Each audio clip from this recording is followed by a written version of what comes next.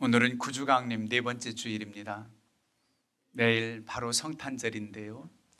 성탄절 전 4주간을 강림절로 지키면서 이 땅에 오신 예수님 맞이할 준비, 또 다시 오실 예수님을 기다리며 사모하는 마음으로 거룩한 신부로 살아가기를 결단하는 그런 절기가 강림절입니다. 오늘 한 주 한 주 기다리면서 촛불 4개를 다 밝혔습니다. 이제 내일 성탄절을 맞이해서 우리는 기쁨과 은혜로 이 하루를 또 보내게 됩니다. 우리 주님께서 만왕의 왕 만주의 주 온 인류를 구원하시기 위해 이 땅에 오셨는데 어찌 그리 낮고 천하고 가장 비천한 그런 모습으로 이 땅에 오셨고 그런 가정에서 태어나셨을까? 분명 하나님의 뜻이 있습니다. 여러분, 마국간에서 태어나신 분 한 분 손들어 보세요. 아무도 없어요. 다리 밑에서 태어나신 분. 전 어렸을 때 너 다리 밑에서 주워왔다 하면 내가 정말 엄마가 친엄마가 아닌가? 나뿐만 아니라 친구들이 다 그랬었던 적이 있어요. 어느 누구도 밖에서 정말 그렇게 태어난 그런 사람은 없어요. 가장 비천한 자리에 태어나서 구유에 누이신 아기 예수님, 어찌 그렇게 오셨을까? 그 모습을 여러 가지로 상고하면서 은혜를 나누려고 합니다. 첫 번째, 예수님의 탄생은 동정녀 탄생입니다. 처녀의 몸에서 잉태되었다, 성령으로 잉태했다는 겁니다. 당시 예수님의 어머니 성모 마리아는 목수인 요셉과 정혼한 사이, 약혼 사이입니다. 결혼 전에는 함께 살지 않습니다. 결혼 후에야 아이가 태어나는 것이 정상입니다. 당시의 고대 사회는 더 철저했지요. 그런데 임신한 사실이 이제 요셉도 알게 되었지요. 그는 의로운 사람이라 가만히 끊고자 했다 그랬어요. 내 약혼녀가 임신했다니, 그러면서 들레고 떠들어대고 기분 나쁘다고 그러지 않고 가만히 끊고자 했다. 그런데 바로 그때 주의 사자가 현몽에서 성령으로 잉태됐다. 그를 데려오는 것 무서워하지 말라. 그러면서 안심을 시킵니다. 아버지의 뜻이구나. 그러면서 구약 예언의 말씀이 그는 생각났고 그 주인공의 집이 자기 집이라는 것을 철저히 깨닫게 됐을 겁니다. 이사야 7장 14절, 그러므로 주께서 친히 징조를 너희에게 주실 것이라. 보라, 처녀가 잉태하여 아들을 낳을 것이요 그의 이름을 임마누엘이라 하라. 이사야서 선지자가 예수님 오시기 전 700년 전에 이 예언적 말씀을 받았는데 바로 그 요셉에게 현몽에서 이 말씀 그대로 주시는 겁니다. 그러니 어찌 의심하고 두려워하겠습니까? 마리아도 마찬가지예요. 성령으로 잉태한 자신, 복 있는 여자다. 그럴 때 아멘으로 받습니다. 말씀대로 이루어지이다, 그렇게 말씀해요. 그의 친족 엘리사벳, 지난주에 말씀드렸지요. 세례 요한의 어머니가 이렇게 가브리엘 천사의 말을 듣고 마리아가 확신 가운데 있지만은 또 바로 엘리사벳을 통해서 말씀을 주셔요. 복 있는 여자라는 겁니다. 내 태중의 아이도 복이 있다는 겁니다. 내가 우리 집 문 안할 때 들어올 때 내 복 중에 있는 아이가 기뻐 뛰놀았다는 겁니다. 그게 세례 요한이지 않습니까? 세례 요한이 예수님보다 6개월 먼저 임신됐으니까 복 중에서 이 아이가 뛰어놀았다, 기뻤다 그랬습니다. 그럼 확신이 있기 때문에 두렵지 않고 믿음으로 다 받아들입니다. 그러나 그의 삶과 환경은 어땠을까요? 그 당시에 소문이 자자했을 겁니다. 결혼식도 안 왔는데 배가 불러온다, 임신했다는 사실이 아마도 엘리사벳 또 요셉 가까운 가족들에게 알려주고 친족에게는 알려졌어도 그를 아는 다른 친족이나 다른 사람들에게는 이 사실이 알려지지 않아서 아마도 많은 의심과 멸시, 천대를 받았을 겁니다. 마리아가 조롱당했을 겁니다. 요셉도 대단히 부담스러웠을 겁니다. 여러분, 동정녀의 탄생의 부담이 얼마나 큰지 한번 생각해 보세요.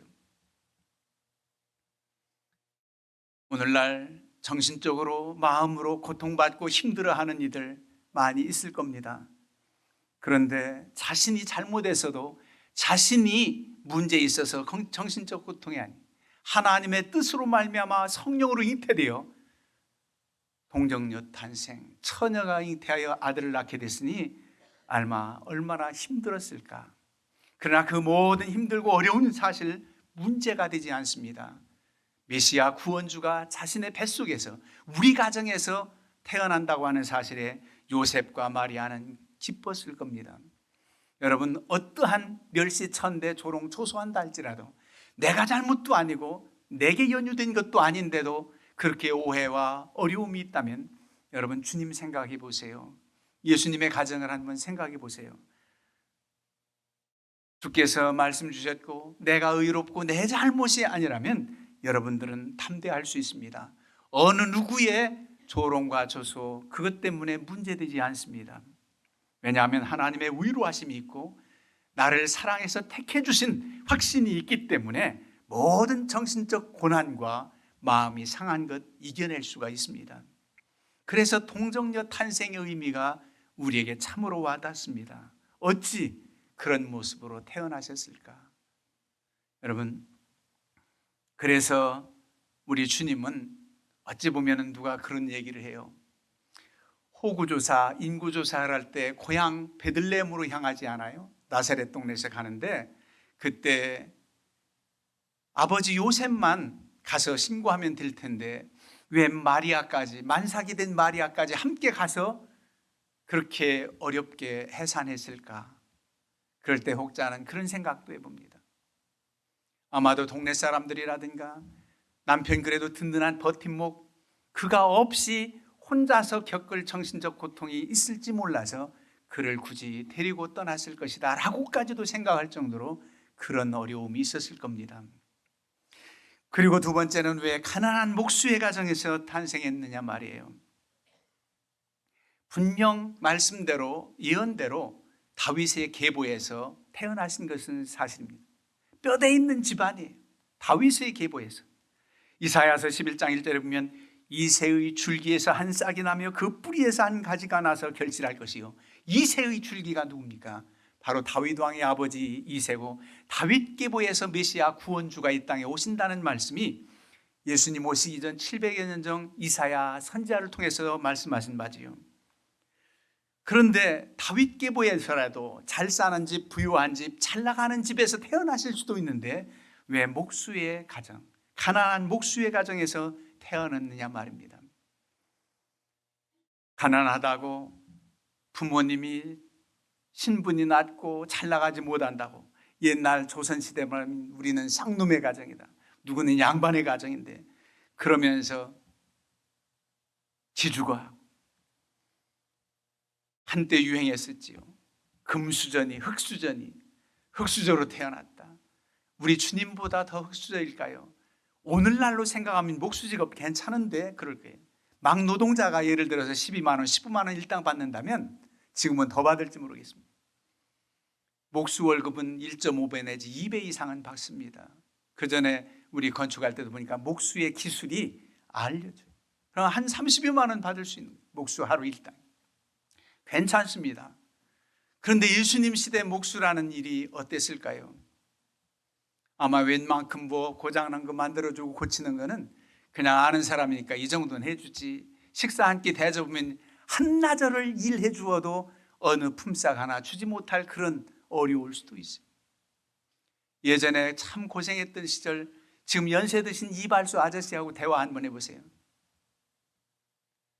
우리가 어려서 이발 기술 배울 때 얼마나 힘들었는지 모른다고 하나같이 다. 이발 기술을 빨리 배워서 자립했으면 좋겠는데 머리만 감기고 이발소 바닥 청소만 1년 시켰다는 거예요. 1년. 머리 감기고. 그리고 무슨 그렇게 신부라목에 일하는데 월급을 줘요? 급료를 줍니까? 그래서 밥만 먹여주면 거기서 일 배우는 거지요. 이발 기계를 잡은 지가 1년 만에 잡았다. 그러니 가위 잡은 지가 어떻게 그래요? 그렇게 고생들을 했습니다. 그렇게 어려운 목수의 가정에서 태어났단 말이에요. 대단한 집안도 있을 텐데, 다윗의 계보에서 있을 텐데, 그리고 예수님 자신도 흠모할 만한 어떤 풍채도 그런 모습도 아니라는 거예요. 그래서 주님을 잘 몰라보았는지도 몰라요.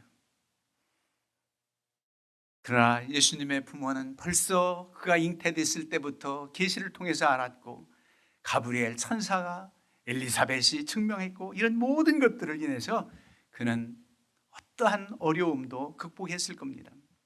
그랬습니다. 예수님은 33년의 이 땅에서의 삶을, 생애를 살았다 그래요. 30년의 사적인 생활, 사생활과 3년의 공생애, 이 3년 동안 제자들을 부르고 천국 복음을 전파한 일이 이렇게 엄청나게 많습니다. 3년인데. 그리고 십자가에 달린 지 사흘 만에 부활하셔서 40일간 제자들과 함께 하시고 승천하셨다, 그렇게 기록하고, 지금은 하나님 우편에서 우리 위에 친히 간구하신다고 말씀합니다.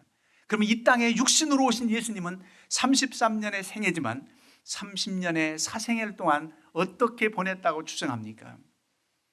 목수인 아버지의 일을 도왔을 것이다, 그렇게 추정을 해요. 아버지 목수의 일을 도왔을 것이다. 어린 시절 얘기는 성경에 그렇게 기록되지 않습니다. 바로 12살 때쯤 2장 41절 이하에 나오는데, 6월절이 되면 예루살렘에서 이렇게 제단을 쌓고 제사를 드리러 가는데, 하룻길을 같이 오는 줄 아는데 다 제사를 마치고 돌아오는데 보이지 않는 거예요. 그래서 그를 찾으러 갔더니 사흘 만에 성전에서 만난 거예요. 성전에 어떤 율법사들이라든가 있었겠지요. 그들과 대화를 하는데 듣기도 하고 묻기도 하시는데, 듣는 자가 다 그 지혜와 대답을 놀랍게 여겼다 그랬습니다. 지혜와 그 대답하는 것이 놀랍게 여겨졌다.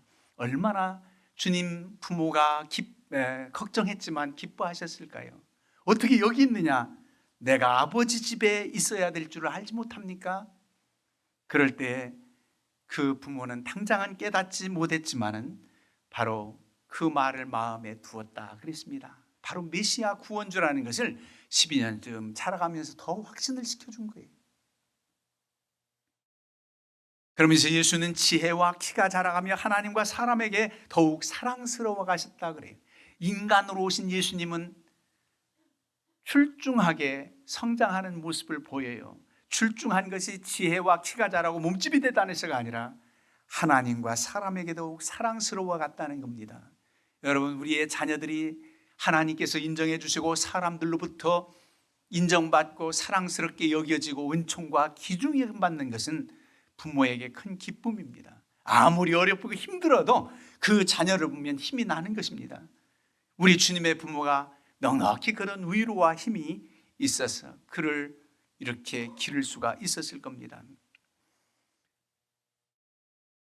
그렇게 가나안 집에서 태어나서 그 어려움 가운데 다 가나안 자의 심정을 헤아리시고 아시는 주님, 하나님의 분명한 뜻이 있단 말이에요. 우리 둘째가 어린 시절에 참 힘들었잖아요. 개척하고 할 때. 그럴 때 선배 목사님과 대화 중에 이러더라는 거예요. 그 아이는 내가 가슴 아플까 봐 말 안 했겠지만은 선배 목사님한테 재수 없다는 단어 뜻도 잘 몰랐을 때도 몰라요. 재수 없게 목사님 아들로 태어났다고 그랬다는 거예요. 그래서 경씨가 그러는데, 정 목사님 재수 없게 목사님 아들로 태어났다는데 그런 얘기를 해요. 얼마나 힘들었으면 그랬는가 알 수 있지만, 그가 철이 들고 나서 그래도 하나님 믿는 믿음의 가정이 얼마나 귀한지. 지금은 왜 또 재수 없게 목사 사위로 살아갑니까? 정말 재수 있고 재수 있는 복 중의 복인데 어린 시절에는 깨닫지 못했던 거지요. 여러분, 가나안 목수의 가정에서 예수님 태어나신 것 비교하면 우린 아무것도 아닙니다. 그 옛날 어르신들 고생한 거에 비하면 우리 아무것도 아니고, 전쟁 이후에 50년대 60년대 태생도 많이 고생합니다. 우리나라 경제적인 성장이 많지 않을 때요. 그 어려울 때 정신적인 고통, 동정녀 탄생, 이 경제적인 고통, 목수의 가정, 이것을 우리는 주님과 생각해 보면 아무것도 아니다.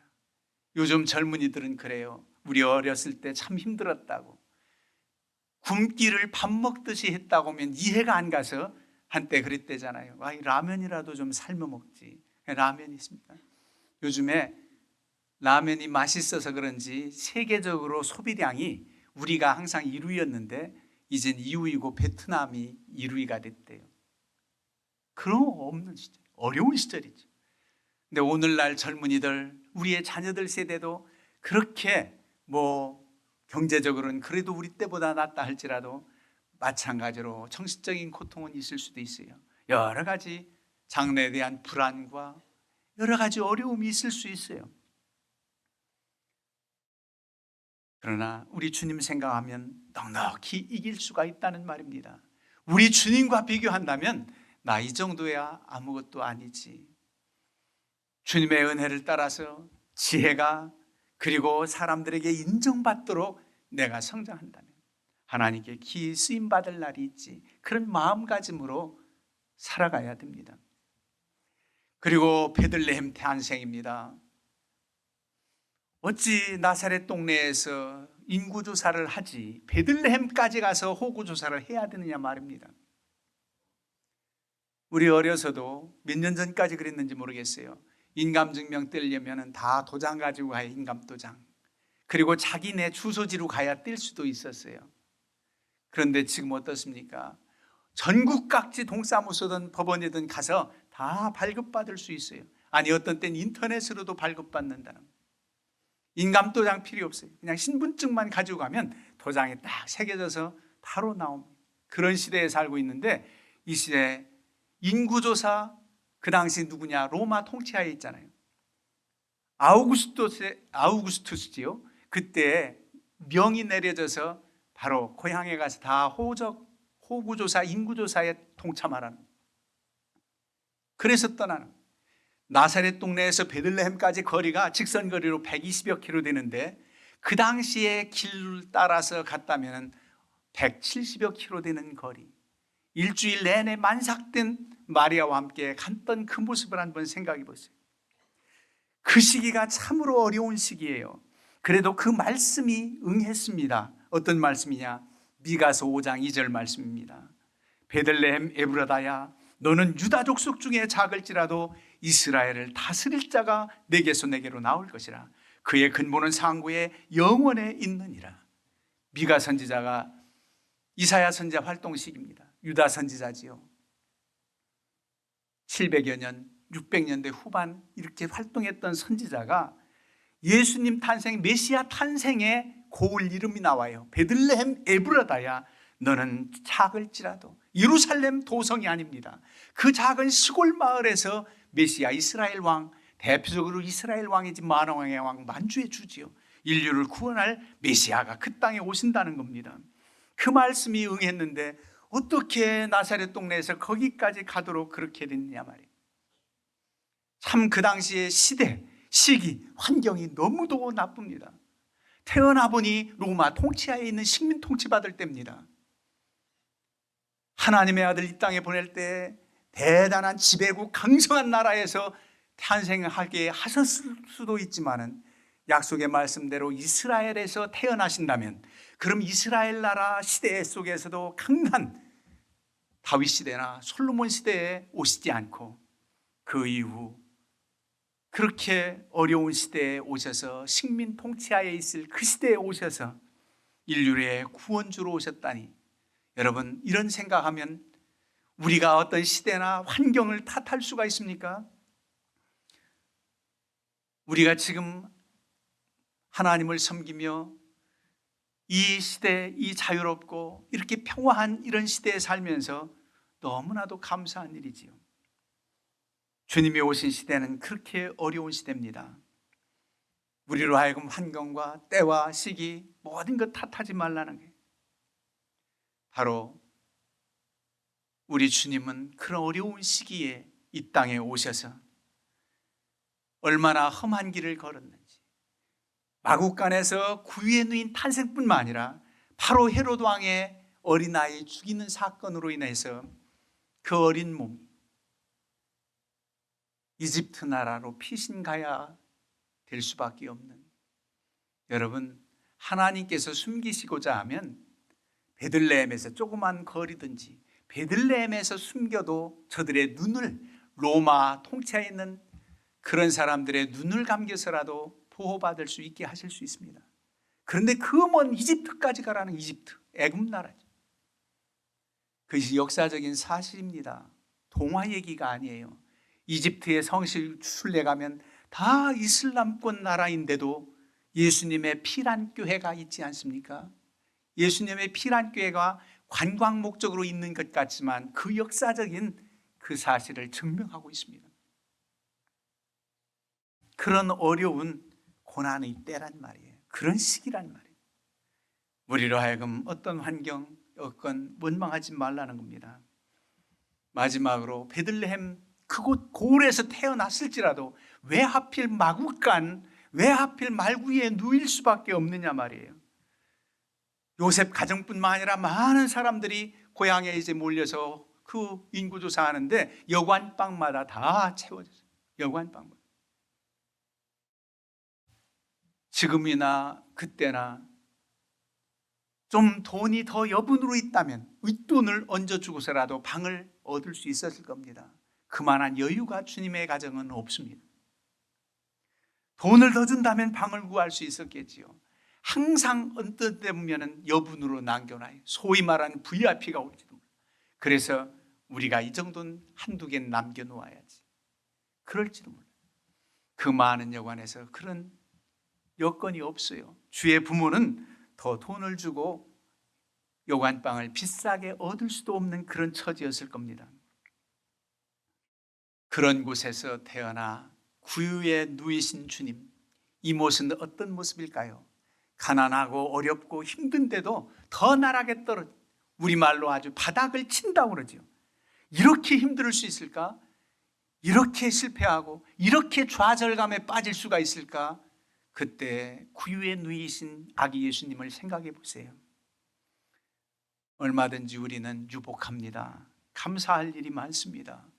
그렇게 오신 주님, 그래서 모든 수고하고 무거운 짐진 자들의 힘이 되게 하시고 구원주가 되신 주님, 예수님이 이 땅에 오실 때 이사야 선지자를 통해서 어떤 말씀을 주셨느냐면 그분이 누구 위해서 오셨는지 이사야서 61장 1절에 이렇게 기록합니다. 주 여호와의 영이 내게 내리셨으니 이는 여호와께서 내게 기름을 부으사 가난한 자에게 아름다운 소식을 전하게 하려 하심이라. 나를 보내사 마음이 상한 자를 고치며 포로된 자에게 자유를, 갇힌 자에게 노임을 선포하며 여호와의 은혜의 해와 우리 하나님의 보복의 날을 선포하여 모든 슬픈 자를 위로해 주시러 오셨다. 여기에 해당되지 않는 사람이 누구입니까? 가난한 자, 마음이 상한 자, 포로된 자. 그러면 잘 사는 우리는 해당 없겠네? 아닙니다.